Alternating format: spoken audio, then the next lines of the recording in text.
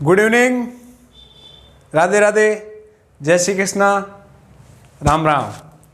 एक बार फिर से आप सभी का स्वागत, अभिनंदन, हार्दिक आभार आपके YouTube channel GR study hub में।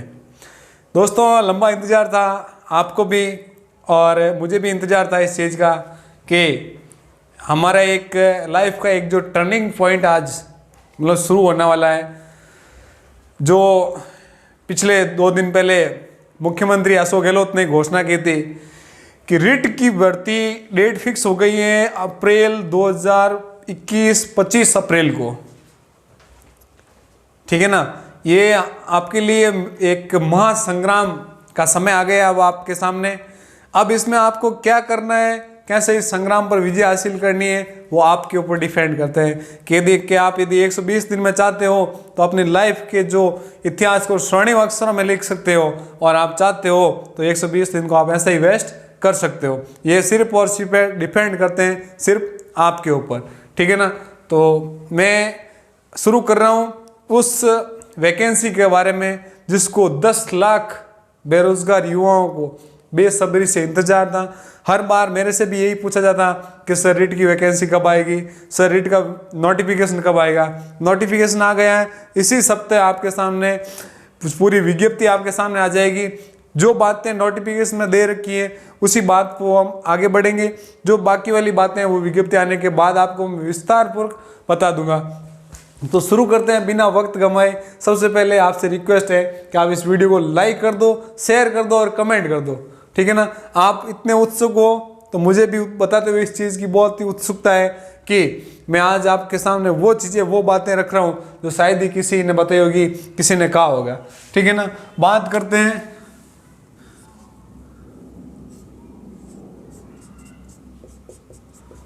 रिट 2021, ठीक है ना।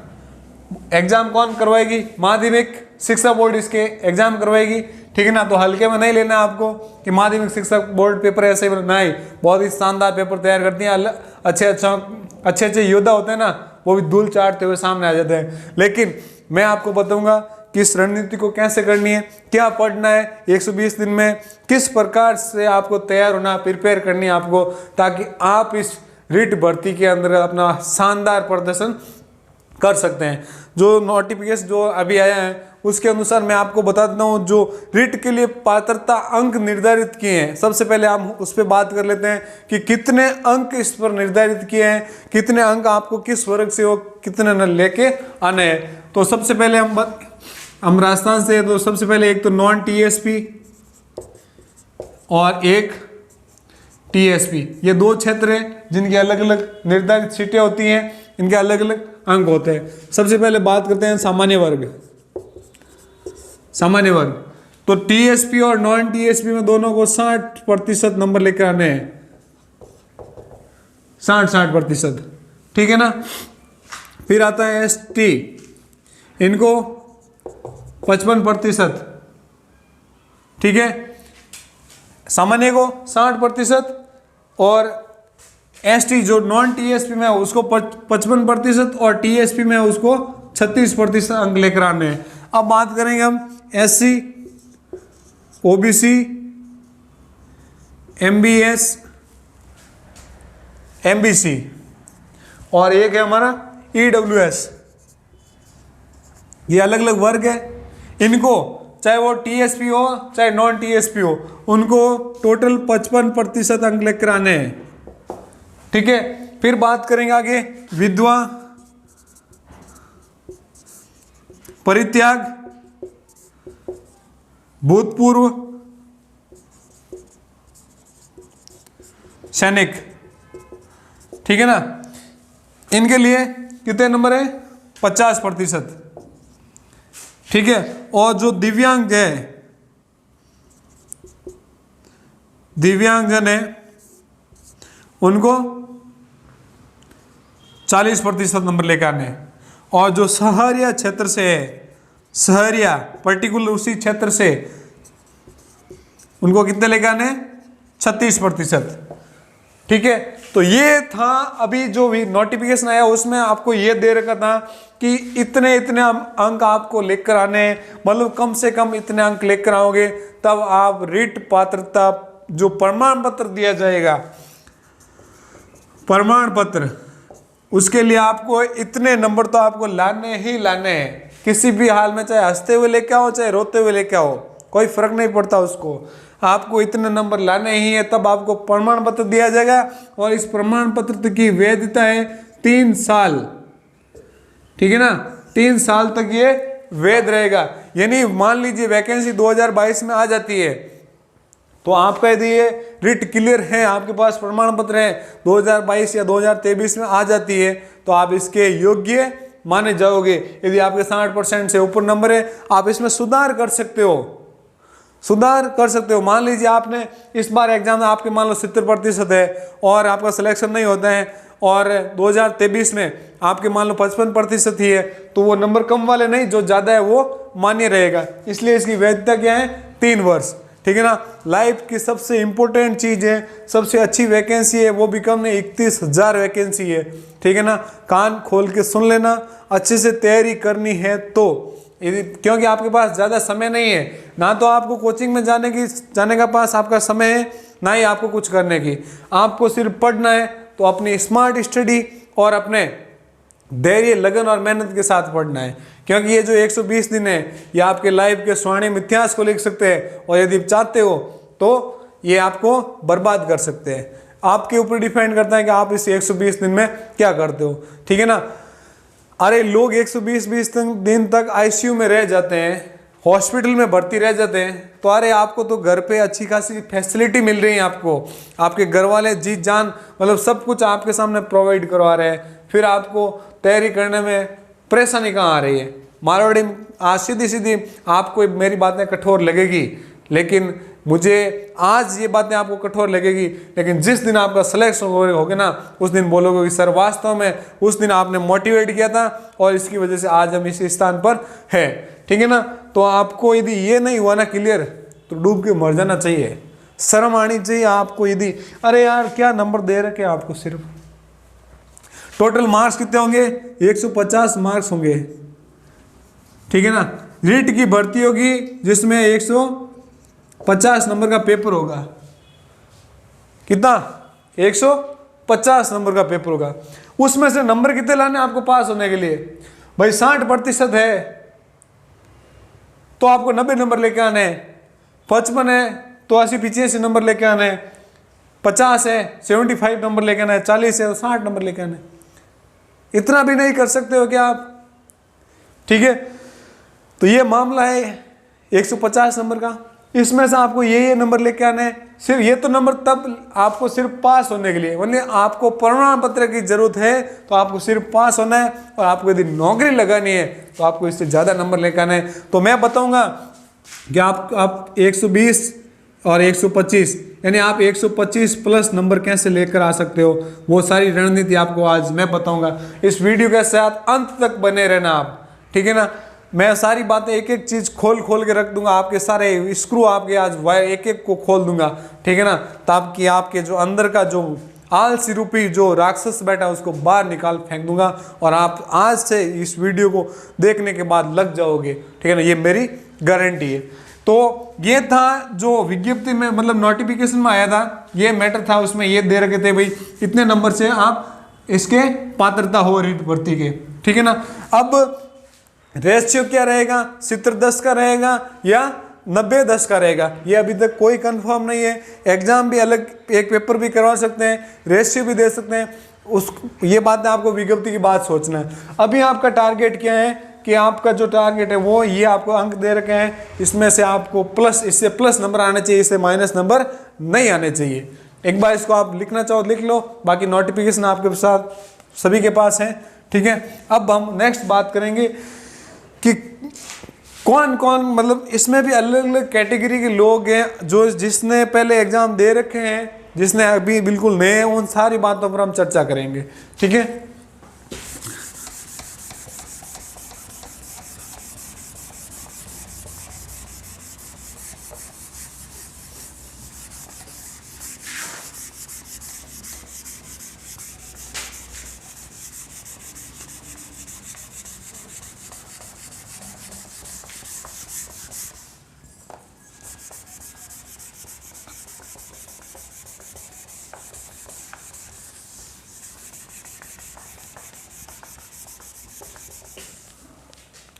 अब हम बात करने वाले आगे कि कौन कौन नीट की तैयारी कर रहा है, किस किस कैटेगरी के। इसमें आपको 3 कैटेगरी के बताऊंगा मैं आपको लोग, ठीक है ना। मतलब 3 कैटेगरी के जो लोग हैं वो इसमें तैयारी के लिए जुटे हुए हैं, ठीक है ना। कौन कौन सी 3 कैटेगरी बताता हूँ आगे। ये हमारी फर्स्ट कैटेगरी, ये सेकंड और ये थर्ड कैटेगरी। 3 प्रकार के लोग आएंगे आपके सामने तैयारी करने के लिए।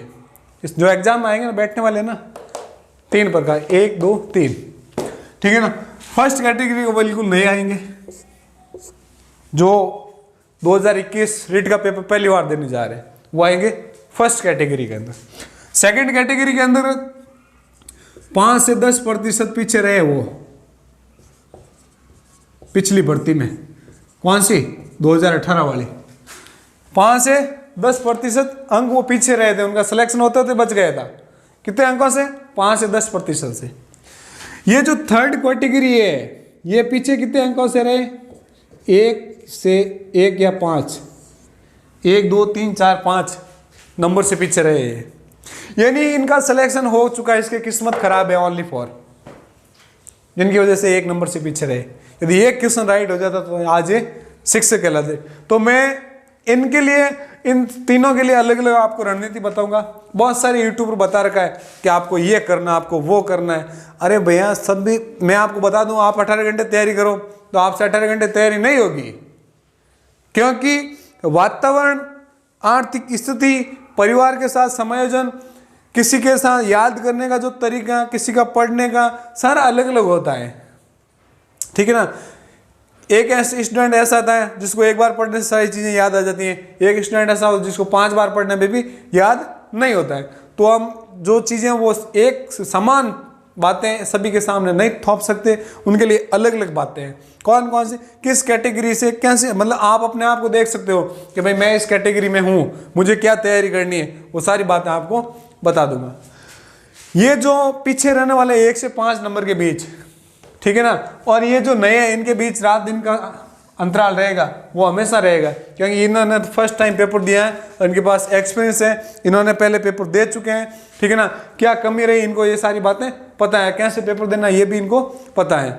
इसमें भी कुछ माहिर होते हैं, मतलब ओवर कॉन्फिडेंस हो जाता है इसमें कि नहीं माने तो हैंग याद है, याद कुछ नहीं है, क्योंकि इनको देखो लगता है, क्योंकि इनका जो कोर्स है 5 से 10 बार कोर्स हो चुका है। तो जैसे ये बुक खोल देना कि ये भी याद है, ये भी याद है, सर पढ़े क्या, हमने सब याद है, तो फिर याद है तो फिर आप पीछे क्यों रहे, क्या कमी थी? आपको किसी भी प्रकार के अपना कॉन्फिडेंस डाउन नहीं करना है, ठीक है ना। आपके पास सिर्फ और सिर्फ 120 दिन, भूल जाओ 120 दिन के अंतर्गत कि पड़ोस के घर में क्या चल रहा है, मेरे गांव में क्या चल रहा है, मोहल्ले में क्या चल रहा है, कोई मतलब नहीं है, सिर्फ 120 दिन, ठीक है ना। उसके बाद जब आपका सिलेक्शन हो जाएगा ना, तो आप जिंदगी भर कभी है ना अपने आप को, अपने आप के सामने आप कमजोर नहीं फील होने दोगे, क्योंकि आपने 120 दिन के अंतर्गत आपने वो मुकाम हासिल कर लिया है जो हर किसी के बस की बात नहीं होती है, ठीक है ना। तो जंग का ऐलान हो चुका है, अब होश जोश के साथ, आत्मविश्वास के साथ तैयारी करनी है। इस युद्ध में कैसे आपको जीतना है, कि कौन कौन से रास्ते से कैसे कैसे पार करने हैं, वो आपके ऊपर है। तो बात करता हूं मैं इनकी, इनका सिलेबस कंप्लीट है। जो थर्ड कैटेगरी वाले लोग हैं उनको सबसे पहले मेरी अच्छी राय है कि आप किसी भी कोचिंग सेंटर से कोचिंग नहीं करोगे, चाहे वो ऑफलाइन हो चाहे ऑनलाइन हो, आपको कोचिंग नहीं करनी है। क्यों? क्योंकि यदि आप आज कोचिंग जाते हो तो 3 महीने तक कोचिंग वाला नहीं छोड़ेगा आपको, फिर आप रिवीजन कब करोगे, टेस्ट पेपर कब निकालोगे। तो ये जो थर्ड कैटेगरी के लोग सबसे पहले इस कोचिंग से बचे। ऐसे मान आत्मा होती हैं जो हर बार वैकेंसी आती है हर बार कोचिंग करते हैं, कि घर वाले पैसे बहुत देते हैं उनको, ठीक है ना। तो थोड़ा घर वालों का भी सोचा करो, कोचिंग नहीं करनी आपको, ठीक है ना। तो सर कहीं करा, नोट्स आपके पास हैं, बुक्स आपके पास है, टेस्ट पेपर आपके पास है, ठीक है ना। जो नोट्स आपने तैयार किए उन्हीं नोट्स को वापस पढ़ो, बुक्स हैं जो आपके पास उसको पढ़ो। टेस्ट पेपर, ये थर्ड कैटेगरी वाले लोग जितने ज्यादा टेस्ट पेपर निकालेंगे ना, आज से शुरू हो जाना टेस्ट पेपर देना। जितने ज्यादा टेस्ट पेपर निकालोगे उतना आपको बेनिफिट रहेगा। यदि आप 120 दिन में यदि आप पर डे का एक टेस्ट पेपर देते हो ना, और उस टेस्ट पेपर में मान लो एक क्वेश्चन बनता है ना, तो 120 टेस्ट में 120 क्वेश्चन तो सीधे बनते हैं यार आपके। और मैं यही चाहता हूं कि आप 120 125 नंबर प्लस लेके आओ। ये तभी संभव है 120 125 नंबर जब आप थर्ड कैटेगरी वाले लोग टेस्ट पेपर पर ध्यान देंगे। हाँ, और क्या होता है कि बहुत सारे कोचिंग संस्थान वाले जैसे एग्जाम आते हैं 5 या 10 दिन पहले, जैसे अभी पटवारी की एग्जाम डेट घोषित हो गई है 10 तारीख को, तो 1 तारीख से शुरू हो जाएंगे महा मैराथन लेके। अरे डूब के मर जाओ, महा मैराथन में जाने वाला हूँ। आप पिछले 6 महीने में यदि आप मैराथन ज्वाइन करने के लायक नहीं रहे हो, तो अब 10 दिन में कौन सा तीर मार लोगे आप? जो आपके दिमाग में पहले से सेट है ना, उसको भी आप कंफ्यूज कर दोगे। आपको भी पता नहीं चलेगा उदय सिंह का बेटा प्रताप है या प्रताप का बेटा उदय सिंह है। ऐसे कंफ्यूज हो जाओगे आप मैराथन के चक्कर में, क्योंकि आपने कभी जिंदगी की दौड़ दौड़ी नहीं और एकदम आप बोलो मैराथन पार करके आ जाओ, नहीं दौड़ पाओगे आप। मैराथन दौड़ने के लिए आपको पहले 5-6 महीने तक घिसना पड़ता है, ठीक है ना, तब जाके आप मैराथन के हिस्से बनते हो। 5-6 महीने घिसोगे तब मैराथन का हिस्सा लेना, वरना मैराथन का हिस्सा मत लेना, मेरा मानना है, ठीक है ना। मैं ये नहीं कहता हूँ कि मैराथन गलत है, नहीं गलत नहीं है, लेकिन आप जब तक 5-7 महीने 1-1 साल तक पहले घिस लो, अपने आप को अच्छे से घिस लो, ठीक है ना, फिर मैराथन में भाग लेना, तब दौड़ने का मजा आएगा। और ठीक है ना, तो इस थर्ड कैटेगरी वाले को किसी भी प्रकार से टेंशन लेनी नहीं है।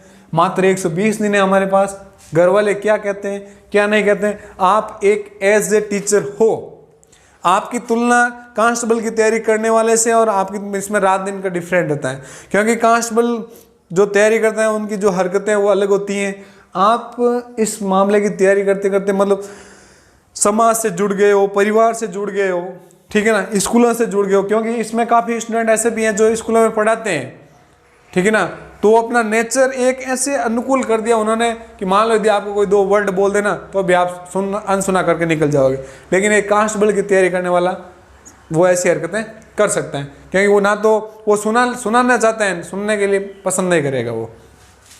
तो थर्ड कैटेगरी वाले को सबसे अच्छी रणनीति यही है, आपको बाजार में से एक भी मॉडल पेपर नहीं बाकी रखना है कि मैंने वो मॉडल पेपर बाकी रख दिया है। जितने भी आते हैं 5, 10, 15, 20 सारे मॉडल पेपर लेके आ जाओ और एक एक को घिस के निकाल दो, ठीक है ना, तब आएगा मजा, तब आपका सिलेक्शन कोई नहीं रोक पाएगा। यदि उसके बाद भी आपका सिलेक्शन नहीं होता ना, तो मेरे को बोल देना कि सर आपने कहा था, मैंने 120 टेस्ट पेपर दिए और मेरा सिलेक्शन नहीं हुआ है, ठीक है ना। मैं 100% विश्वास के साथ कह सकता हूँ। और ये माया मोह भरमजाल में मत फंसना कि कोई सर सेटिंग हो जाएगा, पेपर निकल जाला, पेपर कुछ नहीं निकलते हैं, सेटिंग कुछ नहीं होती है, पेपर आउट नहीं होते हैं, आपकी किस्मत आउट होते हैं, ठीक है ना। जो आपको मतलब रोजगार रूपी सागर से बाहर निकलते निकलते मतलब लास्ट स्टेज पे पहुंच जाते हो और आपको कोई कहता है थारा सेटिंग मैं करा दूं, पेपर आउट है जी, पेपर मैं ले ना जाऊं। कोई पेपर लेके नहीं आता है, ये सिर्फ आपको फंसाने की रणनीतियां हैं, ठीक है ना। आपको अपनी तैयारी पे भरोसा नहीं है तो मतलब आप अपनी तैयारी पे भरोसा ना करके किसी अनजान व्यक्ति पर भरोसा कर लेते हो कि फलाना आदमी पेपर लेके आ जाएगा। क्यों भाई, आप पिछले 3-4 महीने में क्या कर रहे हो, ठीक है। आपको ये सारी बातें आज बुरी लगेगी मेरी, ठीक है ना, क्योंकि मेरा अनुभव बोलता है आज जो मेरे साथ मेरे दोस्तों के साथ हुआ है वो इस बातें आपके साथ शेयर कर रहा हूँ। तो किसी भी भरमजाल में नहीं फंसना है, थर्ड कैटेगरी वाले को ये करना है। अब बात करते हैं हम सेकंड कैटेगरी वालों की, जिनकी 5 से 10% नंबरों की वजह से ये 2018 वाली भर्ती के अंतर्गत इनका सिलेक्शन नहीं हुआ है। तो क्या कारण था इनका? कुछ ना कोई इनका पार्ट कमजोर है। पार्ट कौन सा? जैसे एक मनोविज्ञान हो गया, ठीक है। फिर हम भाषा की बात करते हैं तो भाषा फर्स्ट, भाषा सेकंड, और लेवल 2 की बात करें तो एसएस, यानी ये 4 पार्ट है। इसमें से कोई ना कोई इनका एक पार्ट कमजोर था, जिसकी वजह से ये सिलेक्शन से पीछे रह गए। तो इसके लिए क्या करना है, आपको देखना है कि मेरा पार्ट कौन सा कमजोर है, कि मनोविज्ञान का है, भाषा फर्स्ट का है या सेकंड का है या मेरा एसएस का है। ठीक है, तो उस पार्ट को आप अच्छे से तैयार कर लो। आपको ज़्यादा से ज़्यादा जनवरी व फरवरी, क्योंकि कोर्स आपका भी कंप्लीट है, कोचिंग आपने पहले कर रखी है, टेस्ट पेपर आपको नॉलेज है, पेपर कैसा था आपको सारा पता चल गया। आपको यदि थोड़ा बहुत भी रिवाइज करना है तो जनवरी और फरवरी 2 महीने में आपको जितना रिवाइज करना है उतना कर लो। और उसके बाद मार्च और अप्रैल आपको सिर्फ और सिर्फ टेस्ट पेपर निकालना है। इसमें आपको 55 दिन बचते हैं पीछे। यदि आप एक दिन में 2 टेस्ट पेपर सुबह शाम निकालते हो तो 110 पेपर निकलते हैं, और 10 टेस्ट पेपर निकाल लेना तो बाजार में ऐसा कोई पेपर नहीं बचा रहेगा जिसने आपने उसका हल नहीं किया है। क्वेश्चन ही नहीं बने, दूसरे क्वेश्चन भी नहीं आएंगे। 110 पेपर है आपके सामने और एक पेपर में 150 क्वेश्चन आते हैं। 110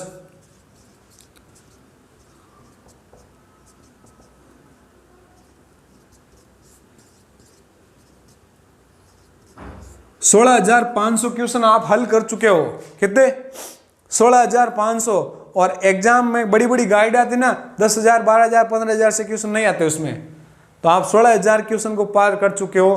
तो आपके सामने क्वेश्चन भी नहीं, नए क्वेश्चन ही नहीं आएंगे आपके सामने, क्वेश्चन वही आएंगे जो आपने हल किए हैं। ठीक है ना, मैं तो 120 किया, 140 की भी गारंटी ले सकता हूँ यदि आपने 110 टेस्ट पेपर निकाले तो। ठीक है, ये बात हो गई हमारी सेकंड कैटेगरी। अब बात आते हैं बिल्कुल फर्स्ट कैटेगरी, यानी बिल्कुल फ्रेश है, जो फर्स्ट बार रीट का एग्जाम दे रहे हैं, उनको ये पता नहीं है कि रीट क्या है क्या नहीं है। रीट 10 लाख लोग दे रहे हैं। ठीक है, कितने? 10 लाख लोग दे रहे हैं, उसमें से 4 लाख तो बीएड ऐसे ही, क्या चलो बीए हो गई बीएड कर लेते हैं, पीछे 6 लाख बचे हैं। इन 6 लाखों के बीच में आपका कंपटीशन है। ठीक है ना, और इसमें भी ऐसे होंगे जिनको सही ढंग से रोल नंबर भी पढ़ना नहीं आता है। ठीक है, तो फर्स्ट है, आप चाहते हो कि नहीं सर मैं, मेरा फर्स्ट एंड लास्ट अटेम्प्ट है मेरा, तो कैसी रणनीति बनाऊं मैं, ठीक है ना, जिससे मैं यहां से यहां तक पहुंच सकूं, यानी इनका और मेरे बीच में कंपटीशन हो, मैं इनसे आगे निकल सकूं। तो उनके लिए मैं रणनीति बताता हूं कि आपके सामने 4 पार्ट है। एक मनोविज्ञान, भाषा फर्स्ट, भाषा सेकंड और एसएस। हम बात सेकंड लेवल की बात कर लेते हैं। ठीक है, इसमें 30 नंबर, इसमें 30 नंबर, इसमें 30 नंबर और इसमें 60 नंबर। ठीक है, टोटल 150 नंबर हो जाते हैं आपके। कितने? 150। अब जो फर्स्ट अटेम्प्ट वाले बंदे हैं वो 150 में से 150 ना तो वो सिलेबस कवर कर सकता है, ना ही वो चाह कर भी कुछ, क्योंकि देखो कोरोना चल रहा है, कोचिंग खुले या नहीं खुले, ये दोनों है जो इनकी पहली कोचिंग हो रखी है, इनके पास टेस्ट पेपर पड़े हैं, इनके पास नोट्स इनके खुद के बने हुए हैं, लेकिन आप बिल्कुल नए हो। ठीक है ना, यदि आप आज से कोचिंग शुरू करते हो तो 3 महीने तो आपको लगेंगे सिर्फ कोचिंग से यानी उनसे निपटने के लिए 3 महीने लगेंगे। तो मार्च एंड तक आपके कोचिंग चलेगी, फिर 25 दिन रहे आपके सामने। 25 दिन में आप सिलेबस टेस्ट रिवाइज करोगे या टेस्ट पेपर दोगे। तो मैं जो रणनीति बता रहा हूं उसके अकॉर्डिंग चलो आप, कि इसमें भाषा फर्स्ट के अंतर्गत 15 नंबर की शिक्षण विधियां, सेकंड में 15 नंबर, और जो ऐसे सब्जेक्ट है उसमें 15 नंबर की शिक्षण विधियां, यानी टोटल आपके सामने 45 नंबर की शिक्षण विधियां हैं। यदि आप इन शिक्षण विधियों को 100% कवर कर लेते हो, 100% कवर कर लेते हो, तो आपके सामने ये शिक्षण विद्या 45 नंबर की, पीछे बचे 105 नंबर। अब 150 में से 45 नंबर आपके ये कवर हो गए। अभी मैं बात साइको की नहीं कर रहा हूं, ठीक है ना, क्या सर चलो 45 नंबर हमारे कंप्लीट हो गए। अब आगे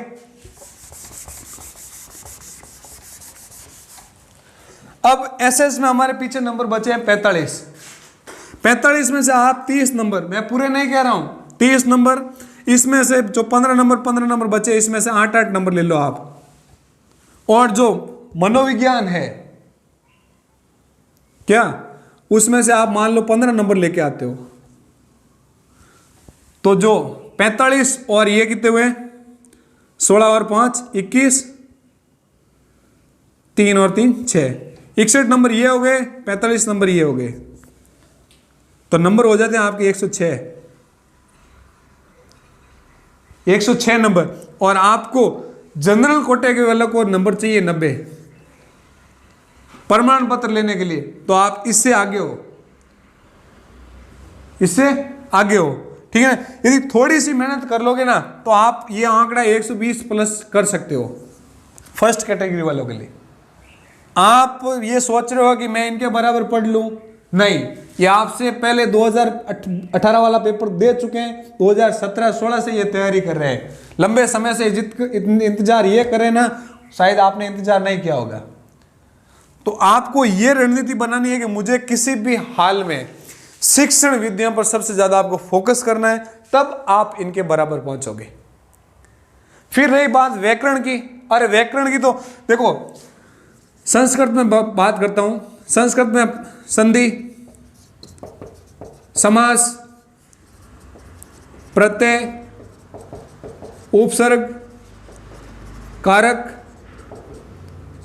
शब्द शुद्धि, मुहावरे, लोकोक्तियां, यानी ये जो 8-10 है आपके व्याकरण के टॉपिक है, 8-10 इतना ही है, ज्यादा नहीं है। यदि आप संस्कृत कवर करते हो तो आपकी हिंदी 70% बिना पढ़े कवर हो जाती है, क्योंकि इनकी जो परिभाषाएं हैं वो सिर्फ और सिर्फ एक ट्रांसलेट है। संधि की जो परिभाषा संस्कृत में है वही हिंदी में है, समास की परिभाषा जो संस्कृत में है वही हिंदी में है। हाँ, कारक चिन्ह में कुछ अलग हो सकता है, विज्ञप्ति अलग आ सकती है, ठीक है ना, सिर्फ एक इस कारक चिन्ह को छोड़ के, बाकी सेम टू सेम में यदि आप संस्कृत की तैयारी कर ले तो हिंदी आपका 70% कवर हो जाती है, ठीक है। पर रही मेन चीज कि सर जीके कैसे तैयार करें, तो जीके के लिए मैं सबसे बेस्ट, मैं कोई गाइड वगैरह आपको नहीं कहूंगा कि आप गाइड लेके आओ, ठीक है ना, और बाकी मैं नहीं कह सकता हूँ कि उस टीचर की अलग है, उस वो लेखक की, बहुत सारी गाइड है आपके सामने, मार्केट से कोई भी एक गाइड लेके आ जाना, जो घटिया से घटिया गाइड है वो गाइड लेके आ जाना, ठीक है ना, ठीक है। एक गाइड होगी आपके पास। फिर मेरा सुझाव है कि आप एनसीईआरटी, ठीक है ना, एनसीईआरटी की 6 to 10th जो बुक्स आती हैं उनको घोट के पी जाओ आप, ठीक है ना। जो एसएस के जो 45 नंबर का पार्ट है उसमें आप 40 नंबर तक पहुंच जाओगे यदि आप एनसीईआरटी 6 to 10 तक 10th की क्लास है जो बुक्स आती हैं वो कवर कर लेते हो। उसमें कौन सी, जो पर्यावरण की, हिस्ट्री की, सामाजिक विज्ञान की, सामाजिक अध्ययन की वो बुक है, ठीक है ना, वही पढ़नी है आपको। अरे पढ़ना क्या है यार, सिर्फ 5 क्लास की तो पढ़नी है, 6ठी 7वीं 8वीं 9वीं 10वीं, कुछ नहीं है, 120-150 पेज से ज़्यादा कोई भी बुक नहीं होगी, और उसमें पूरे नहीं पढ़ना है। मान लीजिए आप एक बुक्स लेते हो, एक पेज में उसकी 50 लाइन है, उसमें आपके काम की लाइन सिर्फ 20 लाइन होगी आपके काम की। एनसीईआरटी आप 1 महीने के अंतर्गत पूरी कंप्लीट कर सकते हो बहुत ही अच्छे से। तो मेरा सुझाव यही है कि आप एनसीईआरटी लेके आओ, एक कोई भी गाइड लेकर आओ, यदि एनसीईआरटी में कोई पार्ट छूट जाता है तो आप इस गाइड की मदद से वो कंप्लीट कर सकते हो। फिर शिक्षण विधियां की अलग बुक लेके आओ, पर्सनल बुक लेके आओ शिक्षण विधि की, संस्कृत की अलग लेके आओ, एसएस की अलग लेके आओ और हिंदी की अलग लेके आओ। अलग देखो गाइडों में शिक्षण विधियां साथ में ऐड होती हैं, लेकिन वो पूरे विस्तार से नहीं। यदि आप अलग अलग लेके आओगे ना तो पूरे विस्तार से आपको शिक्षण विधि दे रखी होगी, ठीक है। और बाकी मैं नहीं कहूँगा कि आपको कोचिंग करनी है नहीं करनी है, वो आप अपने स्तर से खुद समझदार हो, मेरे कहने से कुछ होगा नहीं। मैं तो बस ये 3rd कैटेगरी वाले जो पिछली भर्ती में 1 से 5 नंबर से पीछे रहे, उनको मेरा विशेष सुझाव है कि आप कोचिंग में मत पढ़ना, किसी भी यूट्यूब के वीडियो, हाँ यदि जहाँ आपको डाउट लगे वही वीडियो देखना, वरना आप टेस्ट पेपर निकालो ज़्यादा से ज़्यादा, बाजार में जो भी टेस्ट पेपर है लेके आ जाओ, एक भी टेस्ट पेपर मत छोड़ना। 1000 रुपये के टेस्ट पेपर लेके आओगे ना आप तो सारे टेस्ट पेपर बाजार में अवेलेबल हो जाएंगे, आपको पीछे कोई नहीं बचेगा, ठीक है ना।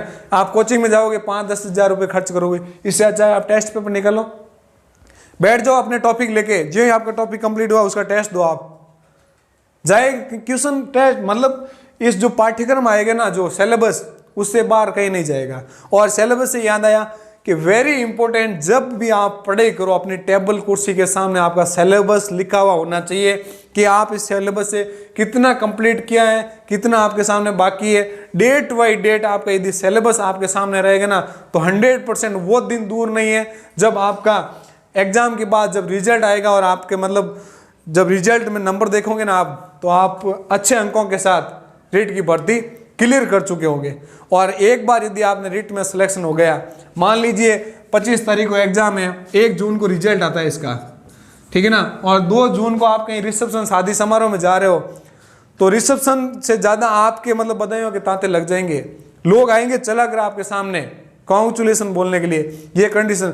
वरना यदि आपको मान लो 4 फ्रेंड हो आप, इसमें 2 का सिलेक्शन हो गया, 2 का नहीं हुआ, उसमें आप हो, तो आपको कोई नहीं पूछेगा कितने नंबर से पीछे रहेंगे। आप उसने इतना अपने आप को गलत फील मतलब महसूस करोगे कि यार कुछ नहीं है। तो ये जो 120 दिन है ना, आप अपने लाइफ का स्वर्णिम अक्षरों में इतिहास लिख सकते हो। आपके घर वालों की उम्मीद आपके सामने है, जो रीट की तैयारी कर रहे हैं, जो उनके 80% से ज़्यादा लोगों की शादी हो चुकी है, 70% लोगों के बाल बच्चे भी है, ठीक है ना। तो आपसे वो उम्मीदें रखते हैं, बहुत सारी उम्मीदें आपसे जुड़ी हुई हैं। अरे आप अपने लिए नहीं तो अपने घर वालों के लिए तो पढ़ सकते हो, उनको खुश करने के लिए सिर्फ 120 दिन में तैयारी कर लो यार, ज़्यादा नहीं, सिर्फ 120 दिन। हमेशा आपका गर्व करेंगे आपके घर वाले, नहीं तो आप चाहो तो 120 दिन में कुछ भी कर सकते हो, ठीक है ना। बड़े वैसे कोरोना का जो इतना टाइम निकला है, वैसे 120 दिन और निकल जाएंगे, अप्रैल आ जाएंगे, अप्रैल फूल होगा और अप्रैल चला जाएगा, ठीक है।